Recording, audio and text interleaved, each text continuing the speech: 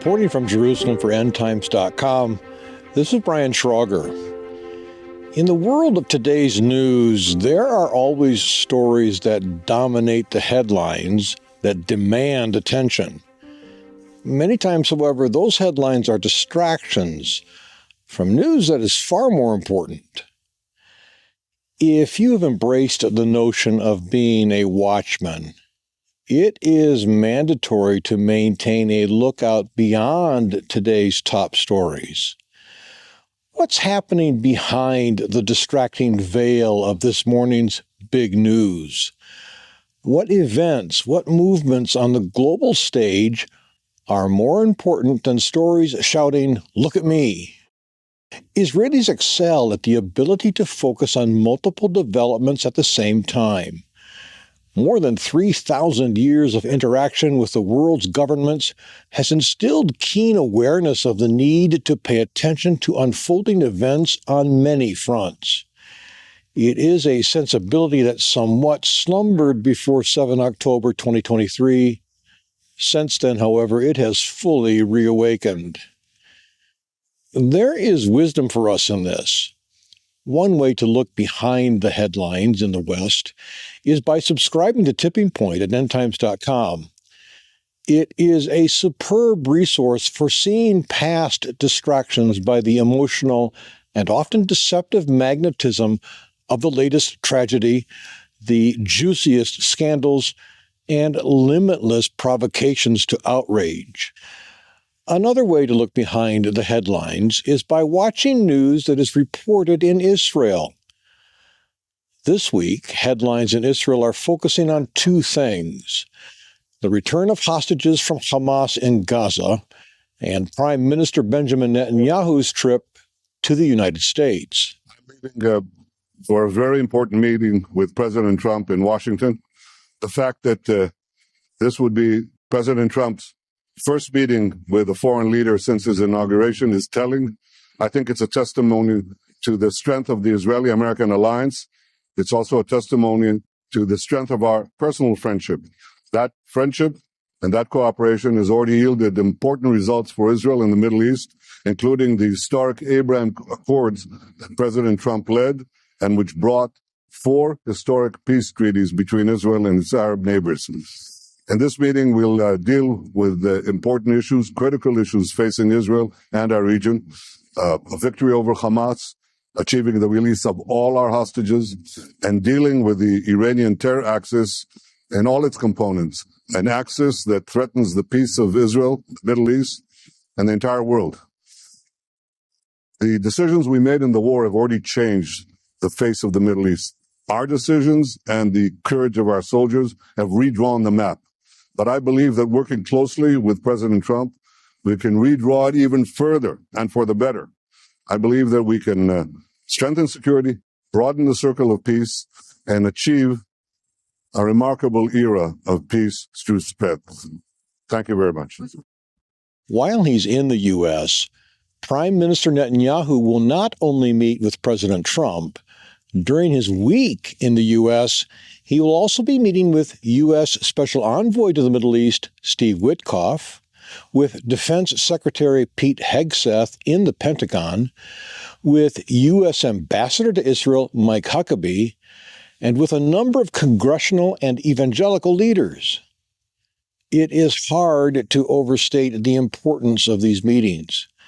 They will have a direct impact on Israel's wars on every front, with Hamas in Gaza, Hezbollah in Lebanon, terrorists in the Palestinian territories, the Houthis in Yemen, and of course with the Islamic Messianic theocracy in Tehran, as it races toward the imminent threshold of becoming a nuclear power.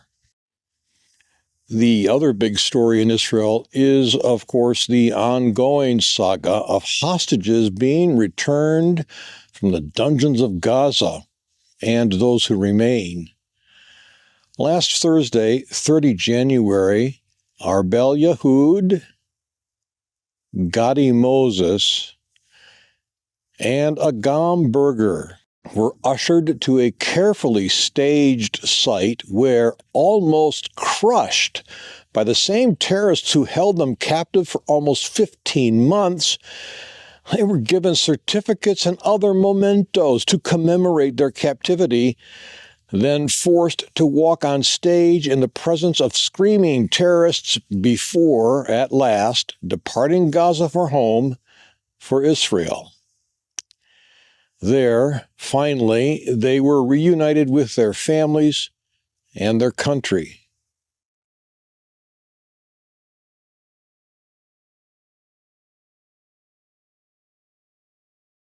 יהיה טוב, לא מעניין. אנחנו פה ולא עוזבים אותך לעולם, לנצח. הבטחה של אמא, הבטחה של אמא.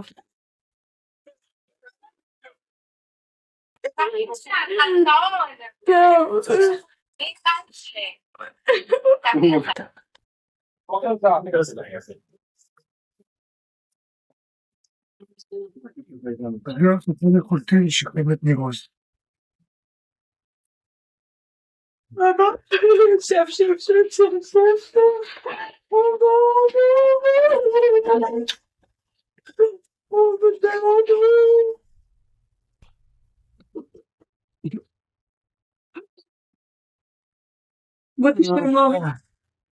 זה רבה.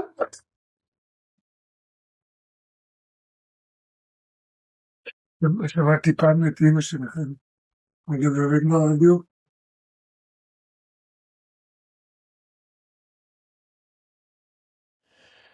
2 days later, on Saturday, 1 February, 5 Thai hostages, Keith Siegel, skeletal in appearance, Ofer Calderon, extremely thin, and Yarden Bibas with traumatized eyes, the fates of his wife and 2 young children still unknown. Each of these were forced to similar treatment in Gaza. Then, at last, they too were reunited with their families and their countries.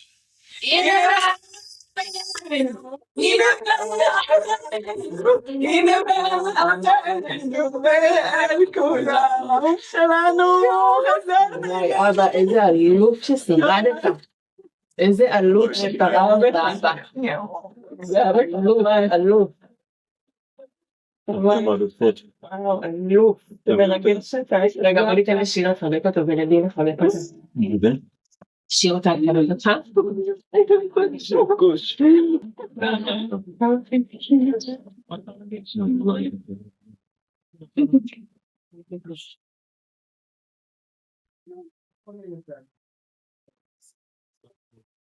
אני פה. מה אני פה?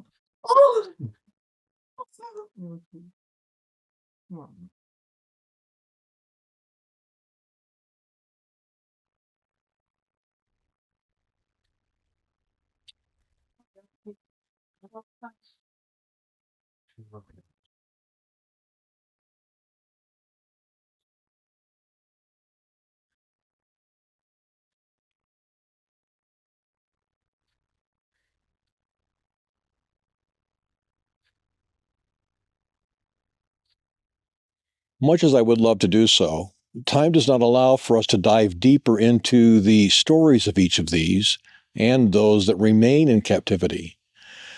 To learn more, and I very much encourage you to do so, several website links are provided in the written description to this report.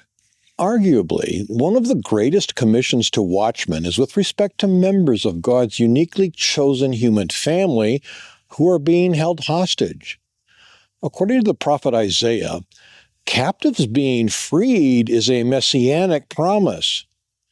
And according to Psalm 102, to hear the groaning of those still held prisoner, to set free those who are doomed to death, has the direct result of glorifying Adonai in Zion and the singing of his praise in Jerusalem. Another big story behind the headlines in the West is with respect to Syria.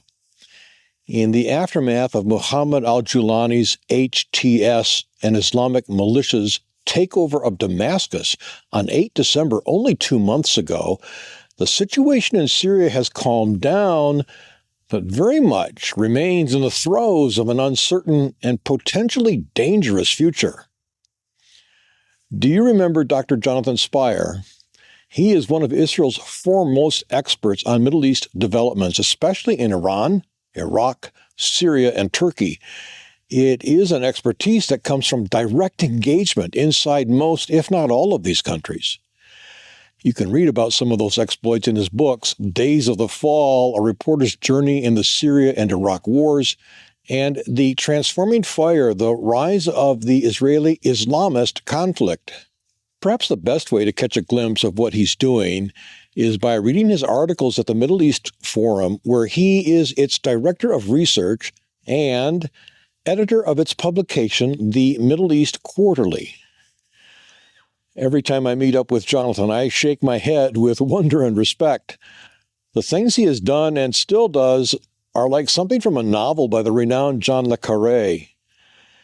One thing Jonathan recently did was travel to Damascus. For the remainder of this report, we meet up with Jonathan from his home in Jerusalem.